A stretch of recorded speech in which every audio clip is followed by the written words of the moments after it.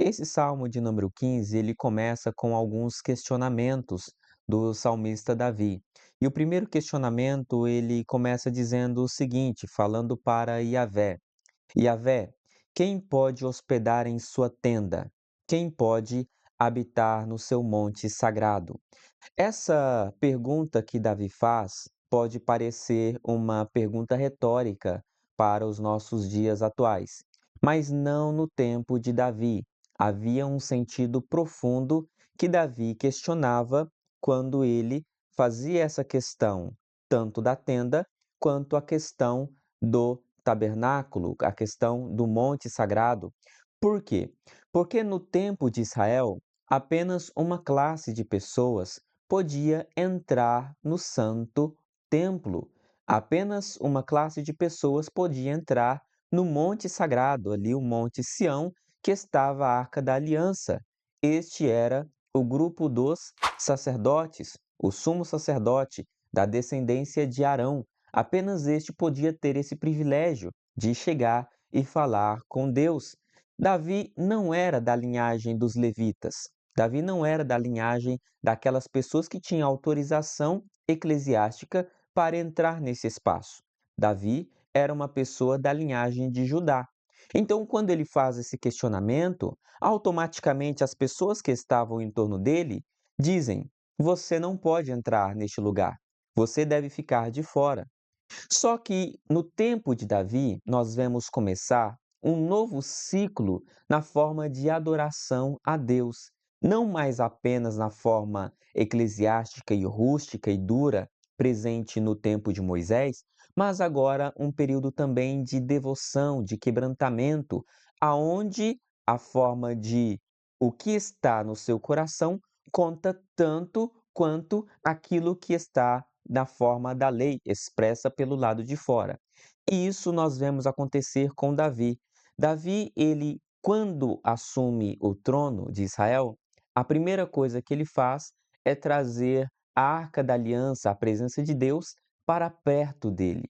E aí, enquanto as outras pessoas diziam: Você não pode fazer isso, você tem que deixar a Arca da Aliança num lugar separado, ele recebe a autorização do próprio Deus para cotidianamente entrar na presença do Senhor. É como se todo mundo estivesse dizendo: Você não tem autorização para isso. Mas Deus diz: Fique tranquilo, você pode entrar na minha presença. É uma atitude bem diferente daquelas pessoas que outrora conversaram com Moisés. Vocês lembram quando Moisés estava recebendo a mensagem do Senhor? O que as pessoas diziam? As pessoas falavam para Moisés: Moisés, apenas você vai falar com Deus lá na Shekinah, na presença de Deus. Nós devemos ficar fora, porque a presença de Deus mete medo, a presença de Deus nos causa estranheza. A presença de Deus é muito difícil para nós nos aproximarmos diante dela. No entanto, Moisés tem a atividade de fazer com que ele represente o povo diante da presença de Deus. No caso, o que Davi estava dizendo nesse exato momento é: Eu não quero que ninguém faça a intermediação por mim.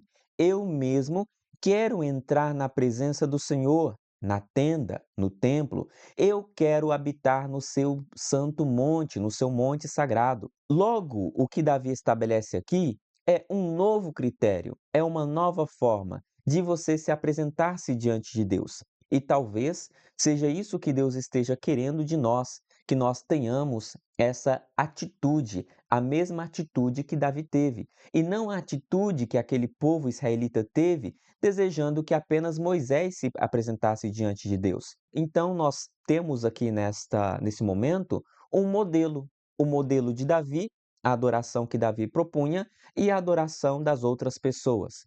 Qual dessas você vai escolher? Essa então é uma pergunta que faz com que nós olhemos para dentro de nós e façamos uma retrospecção, fazemos uma análise pessoal. Quem pode então apresentar-se diante da presença do Senhor? Veja que o texto não termina aí. Davi apresenta um novo critério, uma nova forma daquelas pessoas que podem se apresentar diante da presença de Deus. No verso 2, ele vai continuar dizendo: Quem anda com integridade e pratica a justiça, fala a verdade no coração e não deixa a língua correr. Logo, aqui não basta apenas ter aquele sentimento de devoção, de quebrantamento ou coisas nesse sentido. Precisa-se ter também um comportamento pessoal que parte para o campo prático e não apenas para o campo da mente. Isso significa que não adianta nada eu ter um coração quebrantado, voltado para Deus, se eu ajo na minha vida com falta de integridade. Se eu ando de uma maneira dissoluta, fazendo com que as outras pessoas caiam nas armadilhas que eu preparo para elas. Se eu ajo e eu pratico a injustiça, eu estou longe dos caminhos que Deus propõe para mim. Se eu deixo a minha língua correr de uma maneira solta, usando essa língua para machucar e para matar outras pessoas, eu estou agindo de uma forma que eu não estou apto a apresentar-me de uma maneira correta na presença do Senhor. Portanto, se você quer receber essa presença de Deus, estar cotidianamente na presença do Senhor, seja íntegro, pratique a justiça, tenha verdade no seu coração e não deixe a sua língua ser uma ferramenta para machucar e matar outras pessoas. Ele continua depois o texto dizendo: em nada lesa o seu irmão, nem insulta o seu próximo, despreza o ímpio com o olhar, mas honra os que temem a Yahvé. Essa questão de não lesar o irmão é aquela questão que Jesus propõe no Novo Testamento, quando chegam para Jesus e perguntam: Mestre, quais são os principais mandamentos? Quais são aqueles principais mandamentos que nós devemos observar? Jesus então cita dois. Um primeiro, que é o mais importante, amar a Deus acima de todas as coisas. E o segundo, semelhante a esse, tão importante quanto, é amar ao próximo como a ti mesmo. E é isso que Davi está dizendo no verso de número 3, quando ele diz que você não deve lesar o seu irmão. Por quê? Porque quando você lesa o seu irmão, quando você passa o seu irmão para trás, você não está agindo de uma maneira correta que agrada a Deus, ou seja, você não está amando o seu próximo. Amar o próximo, então, envolve uma conduta prática diária. Cotidianamente, eu tenho que rever os meus comportamentos para ver se eu estou praticando a justiça de Deus ou não. Perceba que não é apenas uma questão emocional.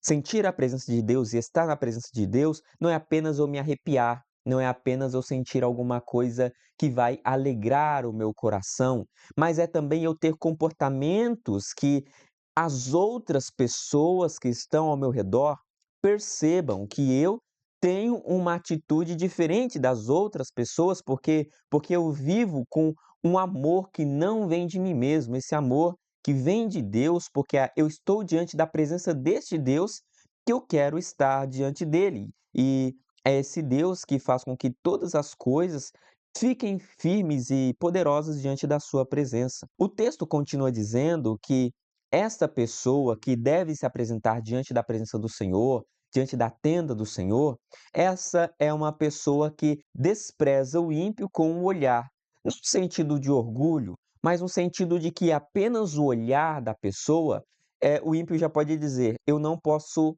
estar junto dela, eu não posso fazer companhia com essa pessoa, porque essa pessoa tem um comportamento diferente, essa pessoa age de uma maneira diferente. Ou seja, você transmite a justiça apenas com o seu olhar, apenas com o seu modo de viver, as pessoas compreendem que não podem contar com você para praticar a maldade e a injustiça. No começo dos Salmos, nós falamos, se não me engano, no Salmo primeiro, sobre a questão de assentar sobre a roda dos escarnecedores.